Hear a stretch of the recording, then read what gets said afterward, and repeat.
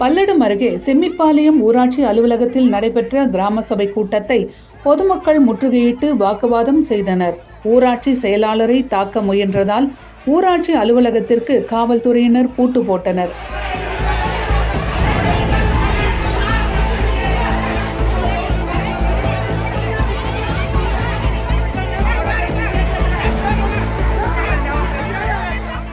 திருப்பூர் மாவட்டம் பல்லடம் ஊராட்சி ஒன்றியத்துக்குட்பட்ட செம்மிப்பாளையம் ஊராட்சியில் சுதந்திர தின விழாவை முன்னிட்டு கிராம சபை கூட்டம் நடைபெற்றது.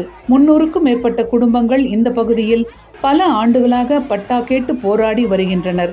இந்நிலையில் ஒரு தரப்பினருக்கு மட்டும் பட்டா வழங்கியுள்ளதாகவும், ஏற்கனவே வீடு உள்ளவர்களுக்கு பட்டா வழங்கப்பட்டிருப்பதாகவும், பட்டா இல்லாதவர்களுக்கு ஏன் பட்டா வழங்கப்படவில்லை எனவும் 500க்கும் மேற்பட்ட பொதுமக்கள் ஊராட்சி செயலாளரை முற்றுகையிட்டனர்.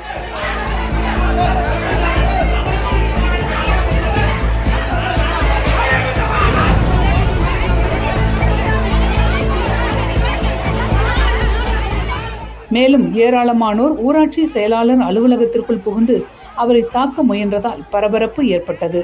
காவல்துறையினர் அவர்களை வெளியேற்றி ஊராட்சி அலுவலகத்திற்கு பூட்டு போட்டனர்.